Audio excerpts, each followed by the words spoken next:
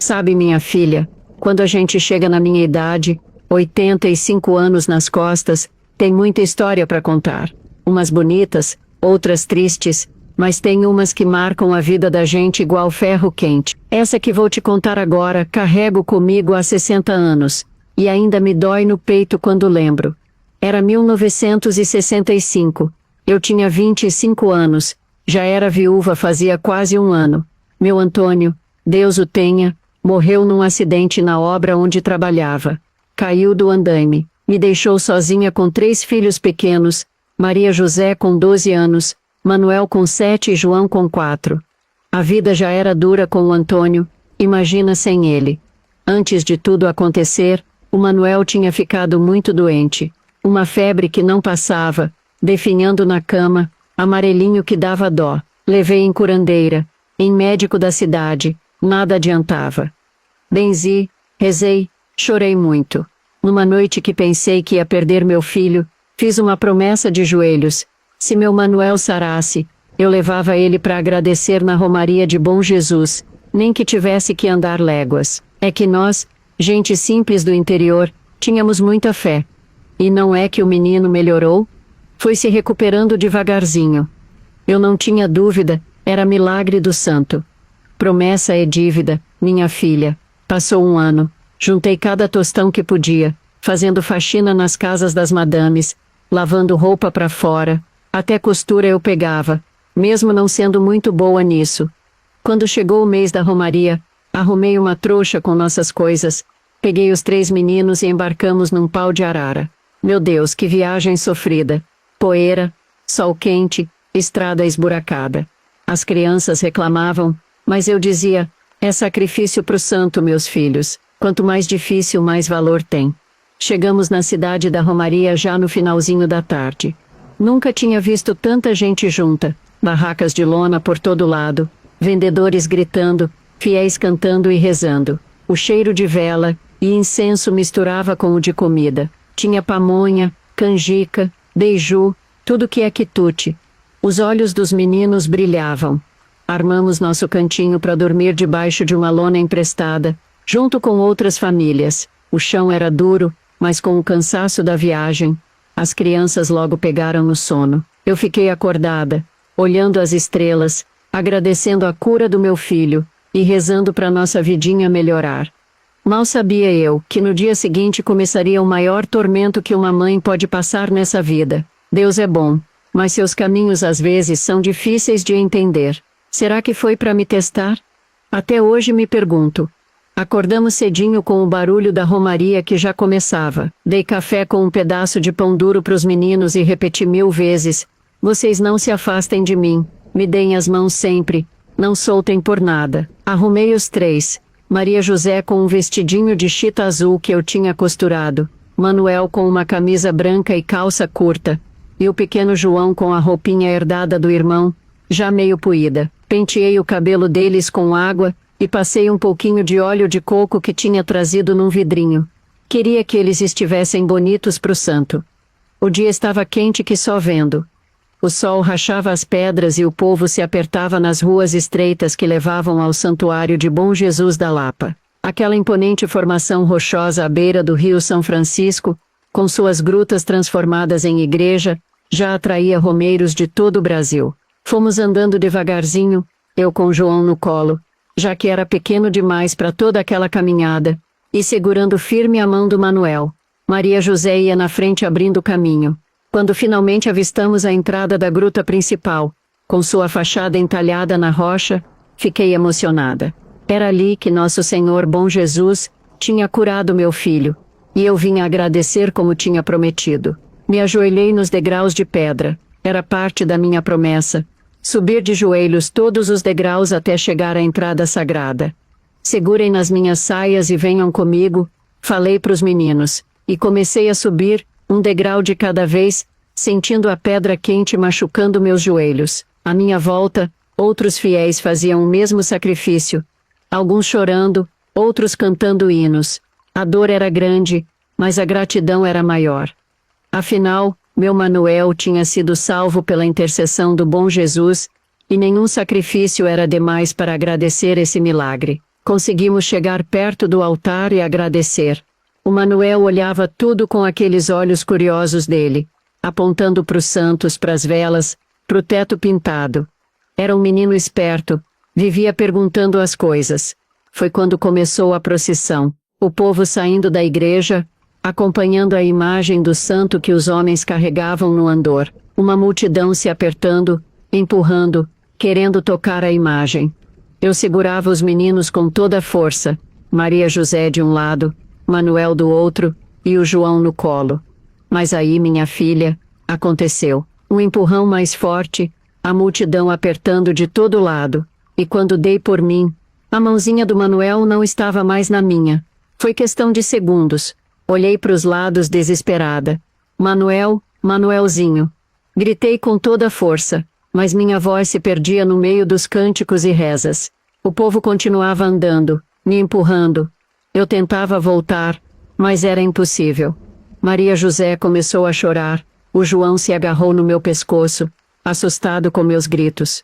Consegui sair um pouco da multidão e comecei a correr de um lado para o outro.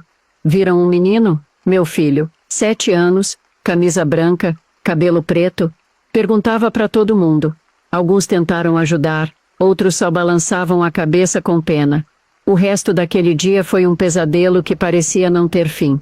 Corri toda a cidade, voltei ao santuário 1000 vezes, fui em cada beco, em cada barraca. A noite caiu e nada do meu Manuel. Fui até a delegacia, um quartinho pequeno com um delegado de bigode que nem levantou os olhos do papel quando falei. Todo ano some criança na romaria, dona. Amanhã aparece. Criança se perde, mas se acha. Mas não era qualquer criança. Era o meu filho, o menino que eu tinha feito promessa para curar. O menino que o santo tinha salvado da doença. Como podia estar perdido agora?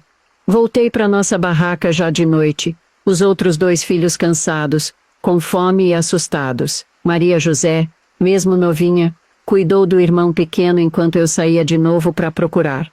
Passei a noite inteira andando pela cidade, gritando o nome dele até minha garganta ficar em carne viva. Aquele dia nunca terminou para mim.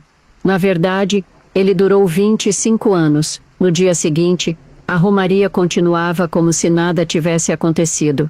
Para todo aquele povo, era só mais um dia de festa. Para mim, era o 2º dia do meu inferno. Voltei à delegacia logo cedo. O mesmo delegado, com a mesma cara de pouco caso, me mandou esperar. Fiquei horas sentada num banco de madeira, ouvindo o barulho da sineta toda vez que alguém entrava. Cada vez que aquela porta abria, meu coração disparava, pensando que podia ser alguém trazendo notícia do meu Manuel. A senhora tem foto do menino? Perguntou finalmente o delegado. Eu tinha uma única foto 3x4 em preto e branco, que tinha tirado para a matrícula da escola. Tirei do seio onde guardava junto com o dinheiro e mostrei. O delegado olhou sem muito interesse e rabiscou alguma coisa num papel. Vamos ver o que podemos fazer. Mas a romaria acaba amanhã, todo mundo vai embora. Criança desaparecida aqui é comum. Às vezes está perdida, às vezes cai no rio, às vezes... Bem, tem gente que leva também. Aquelas palavras entraram como uma faca no meu peito. Caí no rio... Gente que leva. Como assim? Ele deu de ombros. Tem cigano por essas bandas. Tem gente que pega a criança para pedir esmola em outro lugar. Tem os traficantes. Saí de lá mais desesperada ainda. Consegui convencer alguns romeiros a me ajudarem nas buscas. Um senhor de idade, seu Raimundo, foi especialmente bondoso. Me ajudou a espalhar a notícia, a perguntar nas barracas, até subiu num caixote para falar do meu menino pro povo que passava. Os dias foram passando, e a cidade começou a esvaziar. A romaria tinha acabado. Gastei o pouco dinheiro que tinha num quartinho de pensão para ficar mais uns dias com as crianças. Maria José, mesmo tão nova, se tornou minha força. Cuidava do João, conseguia comida, enquanto eu passava o dia inteiro na rua. Procurei em cada canto nas margens do rio, nos becos, nas estradas de saída da cidade. Falei com motoristas de caminhão, com vendedores ambulantes, com todos que podiam ter visto alguma coisa. As histórias que ouvi nesses dias me davam calafrio, que tinha uma rede que roubava crianças pro exterior, que tinha gente rica que comprava menino para criar como filho, que tinha bandidos que sequestravam para retirar os órgãos, que tinha até quem usasse para coisa de macumba. Eu não queria acreditar nessas coisas. No meu coração, sentia que meu filho estava vivo em algum lugar. Depois de uma semana, o dinheiro acabou. Não podia mais ficar na cidade com os outros 2 filhos. Era um dilema que cortava minha alma, como deixar a cidade sem meu Manuel, mas como ficar sem condições de cuidar dos outros. O delegado me chamou um dia antes de eu partir. Olha, dona, deixa seu endereço. Se aparecer alguma coisa a gente manda recado. Mas não se iluda muito não. Deixei a foto do Manuel, meu endereço, e parti com o coração em pedaços. No ônibus de volta, o João dormiu no meu colo. Maria José ficou olhando pela janela, quietinha. De vez em quando me olhava e dizia baixinho, vamos achar ele, mãe. Vamos sim. Eu queria ter a fé daquela menina. Mas uma voz dentro de mim dizia que nada seria como antes. E não foi mesmo. Voltar para casa sem o Manuel foi como entrar num pesadelo que não acabava nunca. Os vizinhos vinham perguntar, uns por curiosidade, outros por compaixão verdadeira. O pior eram as crianças da rua, que sempre brincavam com ele perguntando, cadê o Manuel, Dona Josefa? Ele não voltou? Como explicar para eles o que nem eu entendia? Como seguir a vida com um pedaço arrancado de mim? Mas a vida não para por causa da nossa dor. Tinha 2 filhos para criar, comida para pôr na mesa. Aumentei as horas de trabalho, lavando, passando, fazendo faxina. Chegava em casa tão cansada que mal podia ficar em pé, mas ainda arrumava energia para escrever cartas. Escrevi para todas as delegacias das cidades vizinhas, para igrejas, para programa de rádio. A Maria José me ajudava porque minha letra não era boa. Só tinha estudado até o 2º ano. Mandamos dezenas de cartas. A maioria ficou sem resposta. Uma vez por mês, juntava cada centavo que conseguia economizar e voltava à cidade da Romaria. Deixava os meninos com uma vizinha boa, Dona Rosa, e ia sozinha para poder procurar mais livremente. Cada vez que voltava de mãos vazias, era um novo luto. Os anos foram passando. A Maria José cresceu, virou moça. Era boa aluna, inteligente, mas carregava uma tristeza no olhar. É culpa minha, mãe. Ela me disse um dia. Eu devia ter cuidado melhor do Manuelzinho. Deus me perdoe, mas nos momentos mais escuros, já tinha pensado o mesmo. Se ela tivesse segurado a mão dele também, mas que direito eu tinha de culpar uma menina de 13 anos? A culpa era minha, só minha. O João cresceu sem quase lembrar do irmão. De vez em quando, pegava um brinquedo, um carrinho de madeira que o Antônio tinha feito, e perguntava. Era dele, né, mãe? Eu só conseguia balançar a cabeça com medo de que minha voz quebrasse. Em 1970 tomei uma decisão difícil, vender nossa casinha e mudar para a capital. A vida no interior não dava perspectiva para os meninos, e eu ainda tinha esperança de encontrar mais recursos para continuar a busca. Quem sabe na cidade grande, com delegacias maiores, jornais, talvez até a televisão pudesse ajudar. Nos mudamos para uma favela na periferia da capital. Uma casa pequena, mas que dava para nós 3. Foi o que consegui comprar com o dinheiro da venda da nossa antiga casa. Consegui trabalho como doméstica na casa de Dona Helena, uma professora que morava sozinha. Foi um anjo na nossa vida. Quando soube da minha história, prometeu me ajudar. A senhora precisa aprender a ler e escrever direito, Dona Josefa, ela me disse, para poder buscar seu filho com mais força.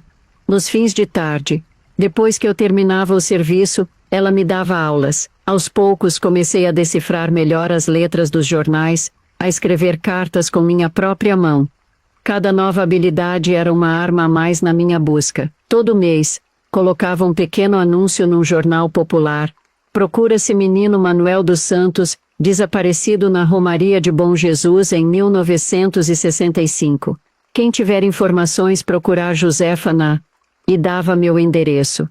Gastava um dinheiro que fazia falta em casa, mas não podia parar. Se parasse, seria como aceitar que ele estava morto. E no meu coração de mãe, sabia que não estava. Sabe, eu tinha a pensão do meu marido, mas era pouco. Mas graças a Deus a comida básica nunca faltou na mesa. A vida seguia mais quebrada. Como um prato que se cola depois de cair, nunca mais fica igual. Os anos 70 foram tempos duros no Brasil, minha filha. A gente pobre sempre sofre mais, não importa quem esteja mandando. Mas para quem procurava um desaparecido ficou ainda pior. Ninguém queria mexer com esse assunto. Maria José se casou cedo, com 17 anos. Um rapaz bom, trabalhador, mas que morava longe. Acho que ela queria distância daquela dor constante que era nossa casa. Não culpo minha filha. Cada um carrega o peso como pode. O João deu trabalho na adolescência. Revoltado, brigava na escola, não queria estudar. Uma vez, bêbado, me gritou: "A senhora só pensa nele." E eu tô aqui. Chorei a noite toda depois disso. Era verdade. O Manuel ausente às vezes parecia mais presente que os filhos que ficaram. Foi em 75 que conheci outras mães que também procuravam seus filhos. Algumas por causa da política. Jovens que tinham sumido após serem levados por homens do governo. Outras com histórias parecidas com a minha, crianças que desapareceram em situações estranhas. Começamos a nos reunir, trocar informações. Foi quando ouvi pela primeira vez rumores mais concretos sobre adoções ilegais. Uma assistente social aposentada nos contou que existia todo um esquema de fornecimento de crianças para famílias ricas que não podiam ter filhos. Eles procuram crianças saudáveis, bonitas, de preferência claras, ela explicou. Grandes eventos como romarias são lugares perfeitos. Muita gente, confusão, crianças de famílias pobres que demoram a ter recursos para fazer uma busca efetiva. Lembro de sentir um calafrio. Meu Manuel era um menino bonito, pele clara, puxando para o pai. E se a ideia de que meu filho pudesse estar vivo, sendo criado por outra família, me dava uma esperança dolorosa. Nessa época, Dona Helena, além de me ensinar a ler melhor, começou a me ajudar de outras formas. Me dava os jornais da semana inteira, que chegava para ela todos os dias, onde eu procurava qualquer notícia sobre crianças desaparecidas e encontradas. Todo domingo depois da missa, o padre deixava que eu colocasse um cartazinho com a foto do Manuel no mural da igreja. "Quem vir esse menino, por favor, avise Dona Josefa", dizia embaixo. Eu recortava reportagens de jornal sobre casos parecidos, guardava tudo numa pasta. Uma noite, o João me encontrou dormindo com a pasta no colo. "Mãe", ele disse, com uma voz mais madura do que seus 16 anos, "a senhora acha mesmo que vai encontrar ele?" "Acho não, meu filho. Tenho certeza. Mãe sente essas coisas." Não sei se acreditava realmente ou se era só o que precisava dizer para seguir em frente. Às vezes, a esperança é a única coisa que nos mantém de pé. Em 79, formamos uma associação de familiares de desaparecidos. Éramos 15 mulheres e 2 homens, todos com histórias de quebrar o coração. Fazíamos panfletos num mimeógrafo velho, o cheiro forte de tinta azul impregnando nossas mãos. Foi lá que conheci Margarida, que tinha perdido a filha de 5 anos num circo. Viramos amigas, unidas pela mesma dor. Ela tomava uns remédios fortes para nervos, que às vezes me oferecia. Comecei a tomar também. Ajudava a dormir, a não pensar tanto. Na associação, as histórias que ouvíamos sobre adoções ilegais se tornavam cada vez mais detalhadas. Soubemos de médicos e advogados envolvidos, de cartórios que faziam registros falsos, de políticos que importavam crianças do Nordeste e as registravam como filhos legítimos. "Essas pessoas têm poder", dizia Dr. Silveira, um advogado aposentado que nos ajudava de graça. "Não será fácil provar nada contra elas, mesmo que encontrem seus filhos." Eu não queria processo, não queria vingança, só queria meu filho de volta, mesmo sabendo que ele já não era mais o menininho de 7 anos que tinha sumido. Agora era um rapaz de 20 e tantos anos. Será que se lembraria de mim? Da sua vida antes? Essas perguntas me mantinham acordada à noite, olhando para o teto, imaginando como seria o reencontro, se um dia acontecesse. O tempo passava. O João cresceu, se formou técnico em eletrônica, casou, me deu 2 netos. A Maria José já tinha 3 filhos, mas morava tão longe que eu mal os conhecia. A vida seguia. Nossa associação continuava ativa, mas éramos cada vez menos pessoas. Algumas tinham encontrado seus desaparecidos, nem sempre com finais felizes. Outras tinham desistido, aceitado a perda. Algumas tinham morrido levando a dor para o túmulo. Eu continuava. Mais devagar talvez, com menos energia, mas nunca tinha deixado de procurar. Uma parte de mim ainda esperava pelo milagre. E foi em 91 que ele aconteceu. Estava folheando um jornal, como fazia todas as manhãs. Uma reportagem sobre políticos jovens que estavam se destacando no país chamou minha atenção. Havia fotos de alguns deles, sorrindo confiantes em seus ternos caros. Foi quando meu coração parou. Um dos rostos na página me encarava com os mesmos olhos do meu Antônio. O mesmo formato de rosto, o mesmo queixo, até o jeito de sorrir de lado. Embaixo da foto, a legenda: Carlos Mendonça Filho, 33 anos, promissor deputado estadual, filho do senador Roberto Mendonça. Minhas mãos tremiam tanto que mal conseguia segurar o jornal. Era ele. Não tinha a menor dúvida. Meu Manuel, agora chamado Carlos, vivo, bem vestido, educado, e filho de um senador. Corri para o telefone público da esquina, e liguei para Dona Helena, que já estava aposentada mas continuava sendo minha maior apoiadora. Achei ele, Dona Helena. Achei meu filho. No mesmo dia, ela veio me buscar de carro, e fomos até a redação do jornal. Conseguimos falar com um jornalista jovem, o Cláudio, que parecia genuinamente interessado na história. A senhora tem certeza? Isso é uma acusação muito séria, contra uma família poderosa. Tenho mais certeza disso do que de qualquer coisa na vida, respondi. Esse é meu filho. Olha a foto dele pequeno. Olha a foto do pai dele. É o mesmo sangue.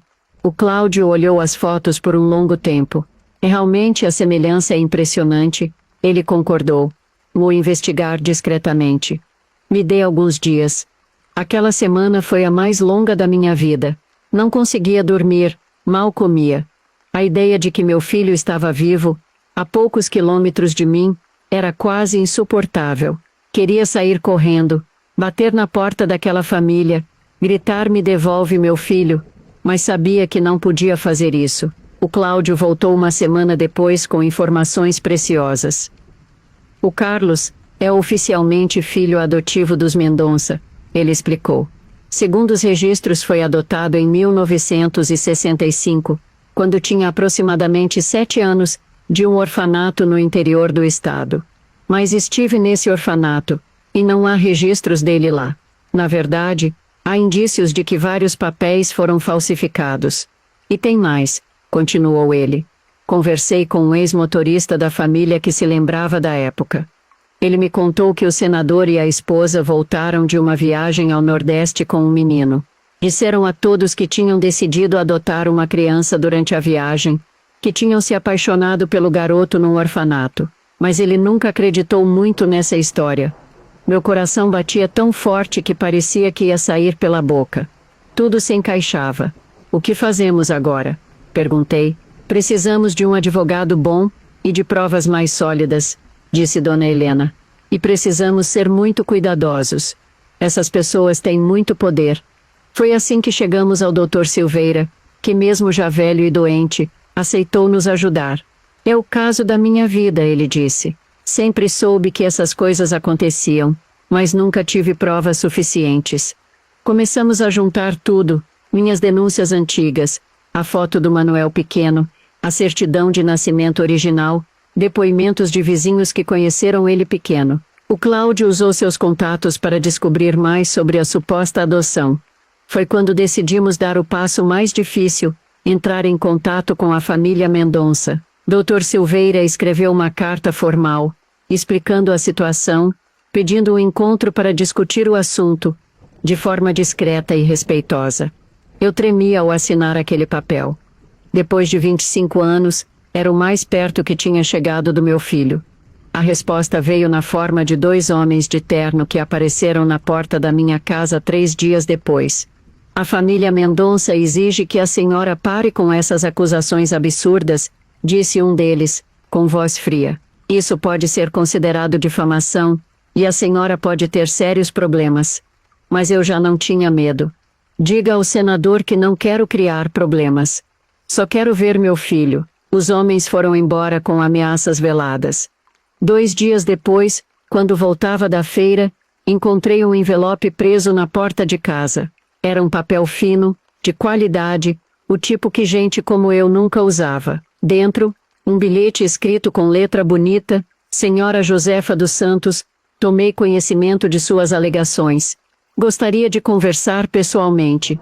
Estarei amanhã às 14 horas no escritório do Dr. Silveira. Carlos Mendonça. Minhas mãos tremiam tanto que quase deixei o papel cair. Corri até a casa do Dr. Silveira para confirmar se era verdade. Ele assentiu. Sério. É verdade, dona Josefa. O rapaz me procurou. Quero ouvir o que a senhora tem a dizer.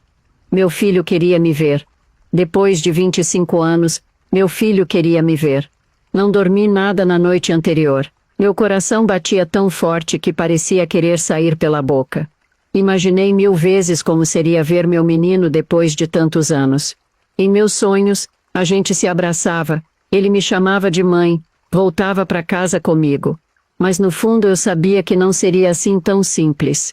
Cheguei bem cedo ao escritório do Dr. Silveira, acompanhada por Dona Helena. Tinha lavado meu único vestido bom, aquele de florzinhas azuis, que guardava para ocasiões especiais. Passei um pente no cabelo, tentei arrumar como pude, passei um batom clarinho. Queria que meu filho me visse como uma mãe de respeito, não como uma pobre coitada. Quando ele entrou na sala, meus joelhos quase fraquejaram. Meu Deus, como era parecido com o Antônio. Alto, forte, o mesmo jeito de andar, mas as roupas finas e o jeito de falar mostravam que vinha de outro mundo muito diferente do nosso. Vinha com um homem mais velho, todo engomadinho, que logo se apresentou como advogado. Nossos olhos se encontraram e não aguentei. Levantei de supetão e fui em sua direção, braços abertos, lágrimas já escorrendo. Meu filho, meu Manuelzinho. O advogado se colocou entre nós, como um guarda-costas que protegesse o rapaz de algum bandido. Senhora, por favor, vamos manter a calma. Estamos aqui apenas para ouvir o que a senhora tem a dizer. O moço, meu filho, parecia desconcertado. Não se afastou como advogado, mas ficou ali, parado, sem saber como reagir. Olhou para mim com uma expressão confusa, meio assustada. Vi que estendi os braços para um estranho. Deixei os braços caírem, envergonhada. Desculpe, murmurei, voltando ao meu lugar. É que o senhor é muito parecido com o pai do meu Manuel. Meu nome é Carlos, ele disse com voz educada, mas firme. Sentou-se a uma distância segura. Carlos Mendonça. E estou aqui para entender essas alegações.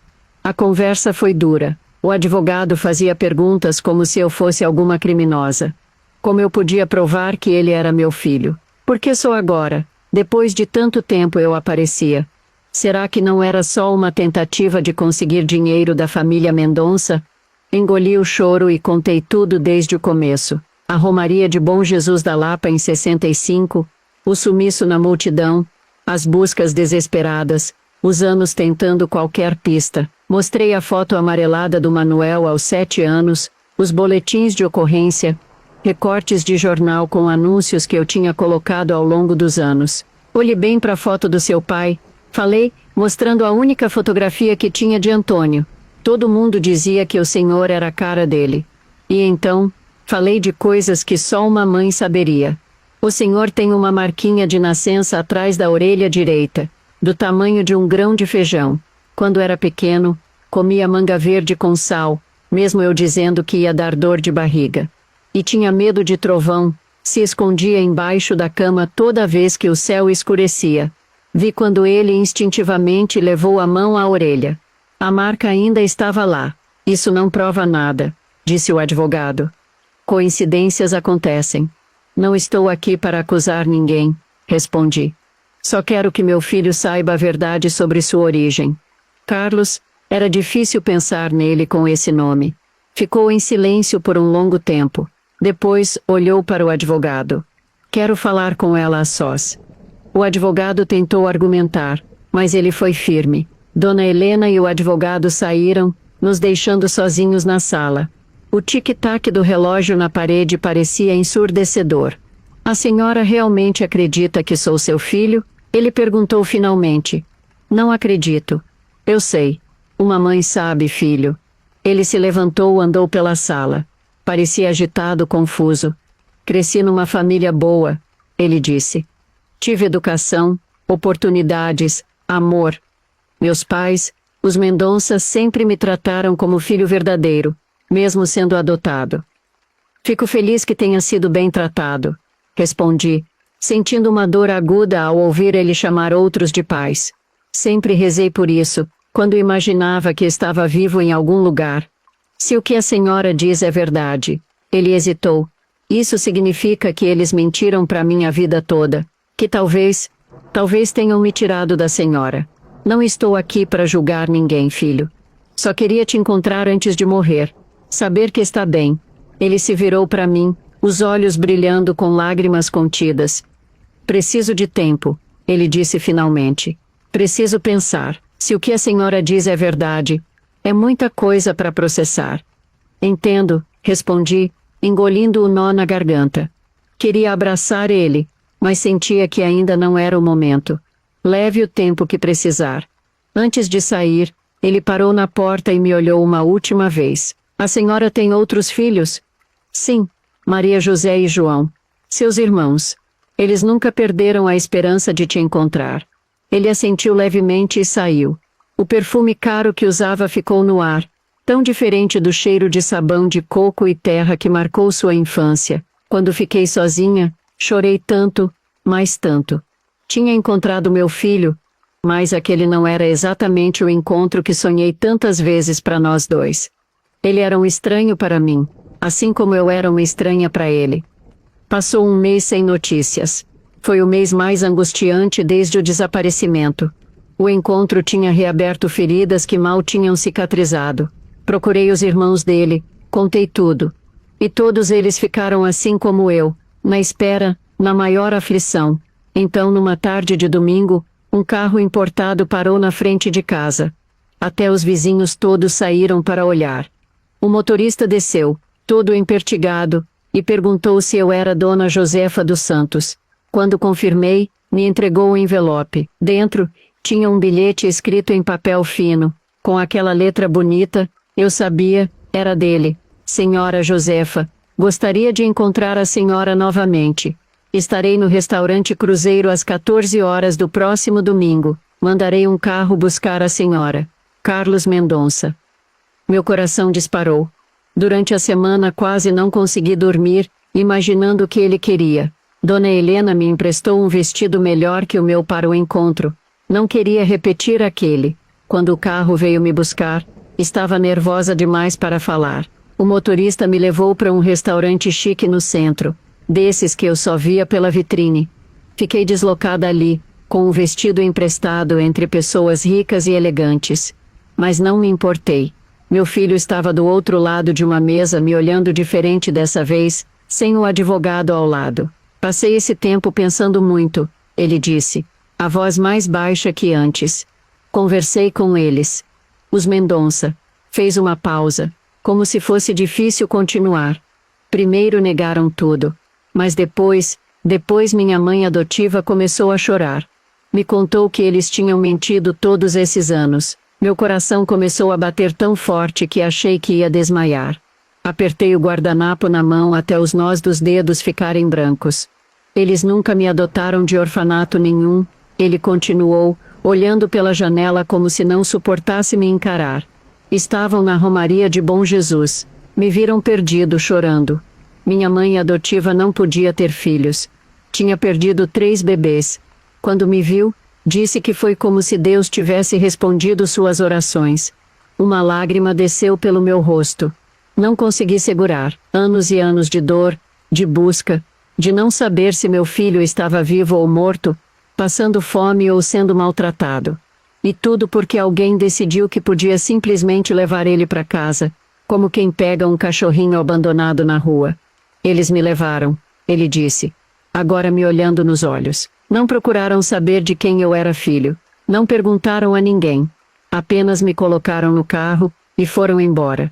Meu pai não era senador naquela época, mas já conhecia pessoas que fizeram documentos novos para mim. Ficamos em silêncio. O que se diz numa hora dessas? 25 anos de vida roubados. Meus, dele, dos irmãos. Trouxe uma coisa, ele disse de repente, e tirou uma fotografia da carteira. Achei nos guardados da minha mãe adotiva. Deve ser de pouco tempo depois que cheguei na casa deles. A foto mostrava um menininho, de uns 9 anos. Cabelo bem penteado, roupas finas, sentado num sofá cheio de almofadas. Mas era o meu Manuel. Os mesmos olhos do pai. O mesmo jeito de segurar as mãos no colo, como o Antônio fazia quando estava nervoso. Meu Deus! Foi só o que consegui dizer, a voz quase sumindo. É você mesmo, filho. Eu tremia. Segurei a foto como se fosse feita de ouro, querendo guardar aquela imagem do meu menino que nunca vi crescer. Tem mais, ele disse, tocando de leve a orelha direita. A senhora falou de uma marca de nascença. Está aqui, atrás da orelha. Como a senhora poderia saber disso se não fosse? Ele não completou. Não precisava. Os dois sabíamos o que aquilo significava. E manga verde com sal, ele continuou, um pequeno sorriso aparecendo pela primeira vez. Ninguém entende como eu gosto disso. Minha esposa acha a coisa mais estranha do mundo. Mas eu realmente gosto desde pequeno, desde que me lembro. Era seu pai que te dava, falei, a voz embargada de emoção. O Antônio, ele também adorava. Comia com limão e sal, bem verdinha. Nos olhamos sem dizer nada, deixando a verdade assentar entre nós como poeira depois da tempestade. De repente, ele esticou as mãos em minha direção, deixando sobre a mesa, palmas para cima. Foi um gesto pequeno, tímido, mas para mim foi como se o mundo inteiro tivesse parado. Estendi minhas mãos trêmulas e segurei as dele. Mãos de homem, tão diferentes daquelas mãozinhas de menino que eu segurava na romaria, mas eram as mãos do meu filho. 25 anos depois, eu estava segurando as mãos do meu filho de novo. Ficamos assim um tempo, sem falar nada, só sentindo aquele primeiro toque de verdade. Então ele respirou fundo e perguntou, o que a senhora quer agora? Dinheiro? Processo contra eles. Soltei suas mãos como se tivessem me queimado. Aquilo doeu mais que todos os anos de busca. Nunca quis nada disso. Falei, engolindo as lágrimas. Só queria saber se meu filho estava vivo, se tinha comida, se estava bem tratado. Só queria poder dormir uma noite sem acordar procurando você pela casa. Ele baixou os olhos, envergonhado. Me desculpe, murmurou. É que não consigo entender como alguém não quer nada da nossa família. Todo mundo sempre quer algo de nós. A única coisa que quero é que você saiba a verdade, respondi. Que nunca foi abandonado, que foi procurado por 25 anos, em cada romaria, em cada notícia de jornal, em cada criança na rua que parecia com você, que tem uma mãe, irmãos, sobrinhos, uma família que nunca deixou de esperar por você. Ele ficou quieto. Vi que seus olhos estavam marejados. Minha mãe adotiva está arrasada, ele disse finalmente. Ela chora o tempo todo. Tem medo que eu a odeie pelo que fizeram, que eu nunca mais queira vê-la. Tem medo de me perder. Senti uma pontada no peito. Por mais raiva que eu tivesse daquela mulher que levou meu filho, ela também o amava. Ela também era mãe. Não quero destruir sua família. Falei baixinho. Só quero fazer parte da sua vida de alguma forma. Foi então que ele me olhou de um jeito diferente. Um olhar que me lembrou tanto do meu menino de 7 anos, que meu coração quase não aguentou. Acho que posso tentar isso, ele disse, com um pequeno sorriso. Depois pegou o cardápio, e deu para mim. Depois de um tempo perguntou, a senhora já decidiu o que vai comer? Olhei para aquele livrinho cheio de nomes esquisitos, letras pequenas que mal conseguia enxergar. Eram pratos que eu nem sabia pronunciar, preços que dariam para comprar comida para a semana toda lá em casa. Pode escolher para mim, filho, falei, baixando o cardápio. Não conheço essas comidas. Ele chamou o garçom e pediu coisas que eu nem entendi o nome. Quando a comida chegou, igual para nós dois, nunca tinha visto nada igual. Um prato colorido, com um molho que cheirava tão bem que me deu água na boca. Pode comer, ele disse. notando minha hesitação. Acho que a senhora vai gostar. Experimentei devagar. O sabor era diferente de tudo que já tinha provado. Logo estava comendo com gosto, quase lambendo os beiços como criança. Gostou? Ele perguntou, parecendo satisfeito. Muito bom, respondi, limpando a boca no guardanapo.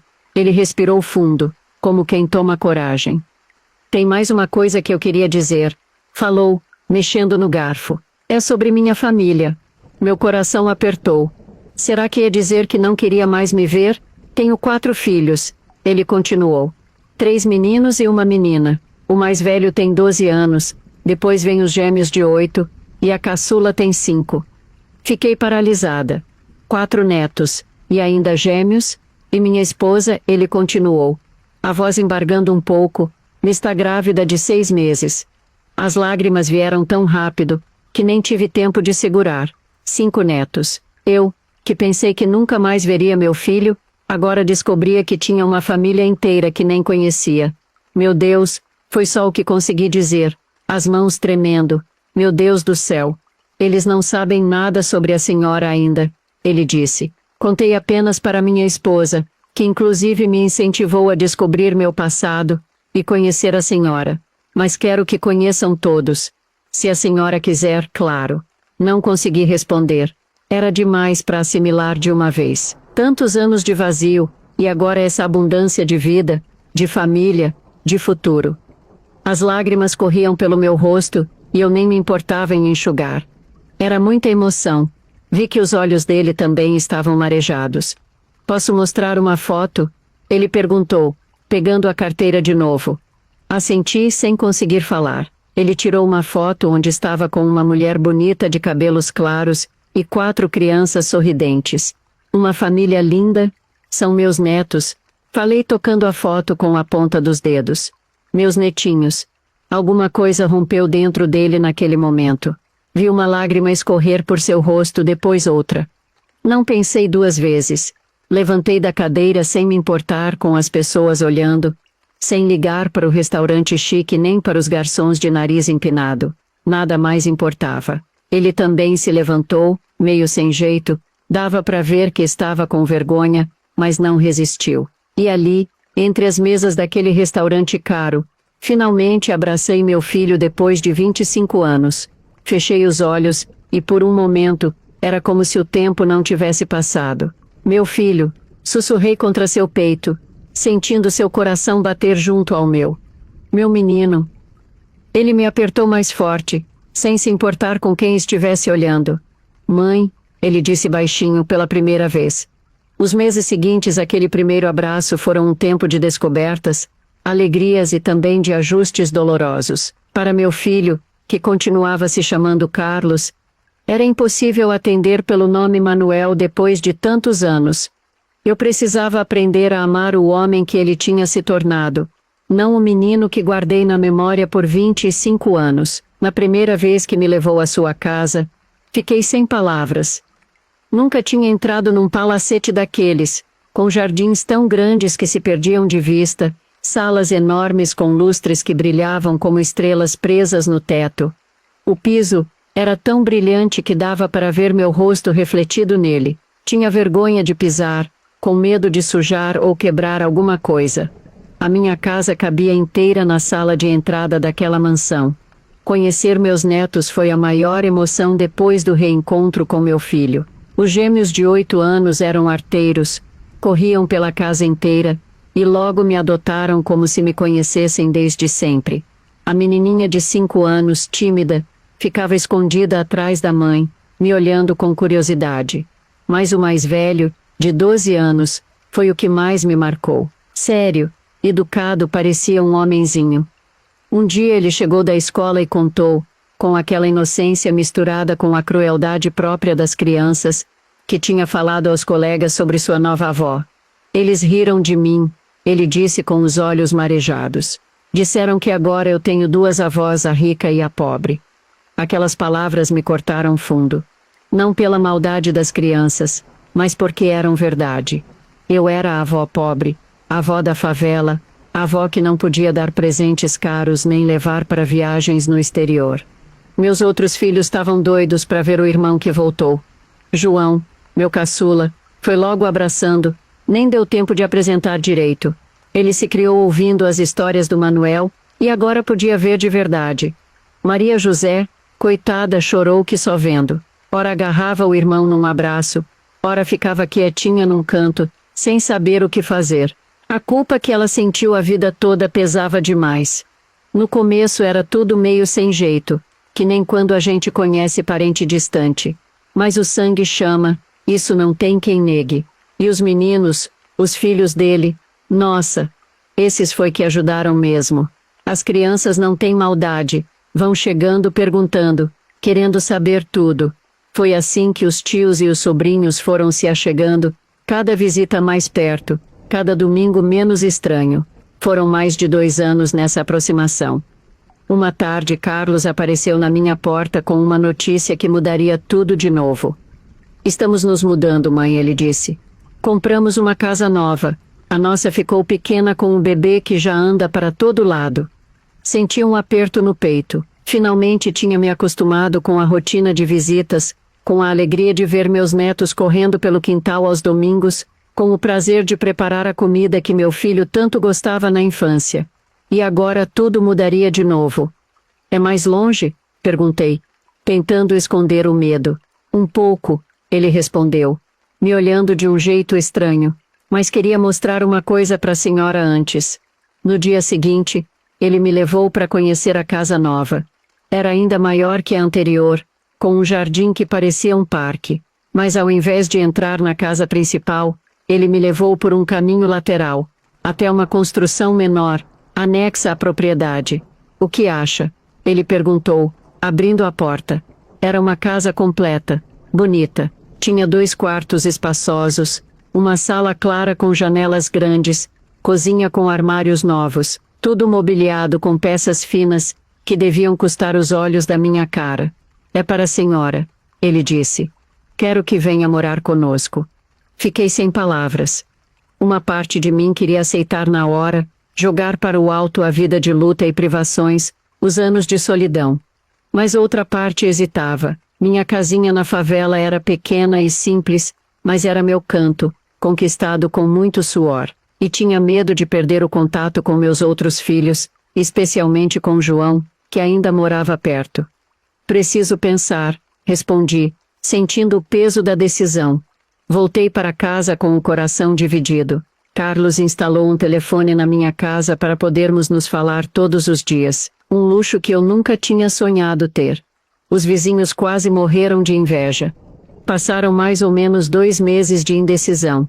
Vi a tristeza crescendo nos olhos do meu filho reencontrado cada vez que eu adiava a resposta. Foi João, meu caçula, quem me empurrou para a decisão. Mãe, a senhora tá murcha aqui, ele disse uma noite. Tá na cara que quer ir. E a gente não vai sumir só porque a senhora mudou de casa. Naquela mesma semana fiz as malas. Deixei quase tudo para trás, os móveis velhos, as panelas remendadas, as cortinas desbotadas. Levei apenas os documentos, as fotos, algumas roupas e as lembranças. A vida na casa nova era como um sonho. A cama era tão macia que nas primeiras noites nem conseguia dormir direito, acostumada com o colchão duro. O chuveiro era uma maravilha que jorrava água quente sem precisar de gambiarra. E o melhor, os netos batendo na minha porta toda hora, querendo histórias, querendo colo, querendo aprender a fazer doces como eu fazia. Foi nessa época, quase 1 ano depois da mudança, que ouvi uma batida na porta diferente das que estava acostumada. Os netos nunca batiam, simplesmente entravam correndo e gritando. Meu filho e a nora sempre anunciavam pelo interfone. Ao abrir, me deparei com uma senhora elegante, cabelos grisalhos, perfeitamente arrumados, vestido fino e joias discretas. Reconhecia imediatamente pelos retratos que tinha visto na casa principal. Dava para perceber que ela era uns 20 anos mais velha que eu. Sou Celina Mendonça, ela disse com voz trêmula. A mãe do Carlos. Naquele instante, todos os anos de raiva, de dor, de perda, passaram como um filme na minha cabeça. Ali estava a mulher que tinha levado meu filho, que tinha roubado 25 anos da minha vida. Milhares de noites em claro, milhares de lágrimas derramadas, tudo por causa dela. Mas quando olhei em seus olhos, não vi a vilã que imaginei por tanto tempo. Vi apenas uma senhora idosa, frágil, consumida pela culpa. Vi o medo nos seus olhos, o tremor em suas mãos, o peso dos anos e dos segredos nas suas costas curvadas. Vim pedir perdão, ela disse, as lágrimas escorrendo pelo rosto enrugado. Sei que não mereço, mas não posso morrer com esse peso na consciência. Contra todas as expectativas, contra tudo que poderia imaginar, não senti ódio. Senti compaixão pela dor daquela mulher. Ela amava meu filho tanto quanto eu. Tinha cuidado dele, educado, dado uma vida que eu jamais poderia oferecer. Foi tudo que consegui dizer. Naquela tarde, duas mães choraram juntas pela mesma criança. Uma pelo filho perdido e reencontrado, outra pelo filho que nunca foi realmente seu. No final, nos abraçamos, um abraço desajeitado, tenso, mas que selou uma paz que jamais acreditei ser possível. O pai adotivo, o senador Roberto Mendonça, nunca veio me conhecer. Carlos me disse que ele era um homem orgulhoso, incapaz de admitir seus erros. Só o vi uma vez, de longe, 9 anos depois, no enterro de um irmão dele. Ele abaixou a cabeça quando me viu, e seguiu em outra direção. Não trocamos uma palavra sequer. Com o tempo, Carlos foi descobrindo coisas ruins sobre o mundo da política, onde o pai adotivo o tinha introduzido. Negócios escusos, acordos de bastidores, dinheiro que vinha fácil demais. Um dia, ele tomou a decisão que mudaria o rumo da família novamente. Vou sair da política, ele me disse. Pensei que queria ser como meu pai, até descobrir realmente como ele é. Vou seguir meu próprio caminho. Manuel, que para o mundo continua sendo Carlos, agora está com 67 anos. Seguiu fazendo a diferença. Sempre lutou por causas sociais, especialmente pelos direitos de crianças e famílias vulneráveis. Fundou um instituto que ajuda a encontrar desaparecidos e promove adoções legais e transparentes. Dona Celina e o marido morreram há muitos anos. Maria José vive numa cidade do interior, já é avó também. João mora na mesma casa, sempre foi um pai dedicado e esposo fiel. Os 2 filhos sempre conversam comigo no WhatsApp. Fazemos videochamada. O Carlos cuida da minha saúde com um zelo que às vezes me irrita, mas que no fundo agradeço. Tenho 7 netos e 15 bisnetos. Nos domingos de almoço em família, quando a casa fica cheia, olho para todos eles e penso em como estive perto de nunca conhecer parte dessa família. Aqueles 25 anos de busca me marcaram de um jeito que nada pode apagar. Às vezes acordo à noite, em pânico, achando que foi tudo um sonho, que meu filho ainda está perdido. Então respiro fundo e agradeço a Deus por ter tido a chance que muitas mães nunca tiveram. Para você que ficou até aqui ouvindo meu relato, acho que te devo uma satisfação. Talvez esteja se perguntando, por que essa mulher não fez uma promessa para encontrar o filho, já que a outra promessa tinha funcionado para curar ele? Pois é, minha filha. A verdade é que depois que o Manuel sumiu, bem ali no santuário, enquanto eu agradecia ao santo por um milagre, minha fé nunca mais foi a mesma. Como acreditar no mesmo santo que tinha curado meu filho da doença, mas não o protegeu na sua própria casa? Nos primeiros anos, até tentei algumas promessas desesperadas, mas quando não via resultado, a revolta só crescia. Quando a gente entrega tudo nas mãos de Deus e mesmo assim perde o que tem de mais precioso, a fé fica abalada. Anos depois, uma vizinha me convidou para conhecer uma igreja evangélica.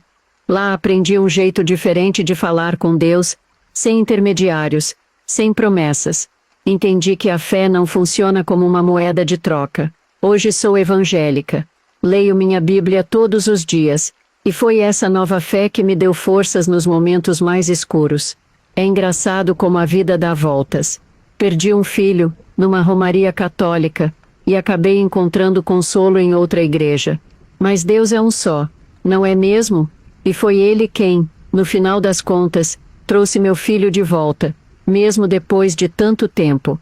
Se isso não é milagre, não sei o que seria. Se você entendeu e respeita a minha opinião, então escreva nos comentários o seguinte: O Senhor é o meu pastor, nada me faltará. Esta passagem do Salmo 23, versículo 1. O que aprendi com tudo isso? Que a justiça nem sempre vem como esperamos, mas vem. Que o amor de mãe não tem prazo de validade. Que o perdão é difícil, mas necessário para seguir em frente. Também aprendi muito sobre nosso Brasil. Sobre como os pobres são tratados de um jeito e os ricos de outro. Sobre como as leis existem no papel, mas na prática é diferente. Sobre o poder do dinheiro e da influência, mas também sobre solidariedade. Sobre pessoas boas que aparecem no nosso caminho quando mais precisamos. Quando vejo as notícias hoje, com tantas crianças desaparecidas, ainda me dói. Cada caso me lembra do meu próprio desespero. Mas agora, pelo menos, há mais recursos, mais tecnologia, mais consciência. Os tempos mudaram, graças a Deus.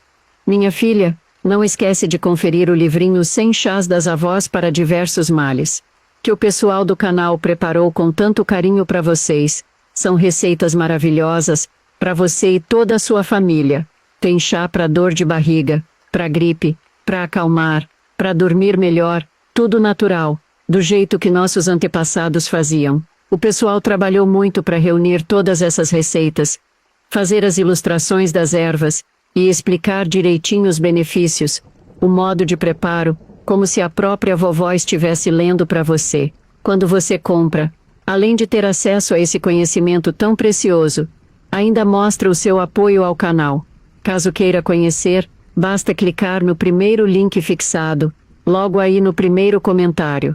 Que Deus abençoe você e sua família.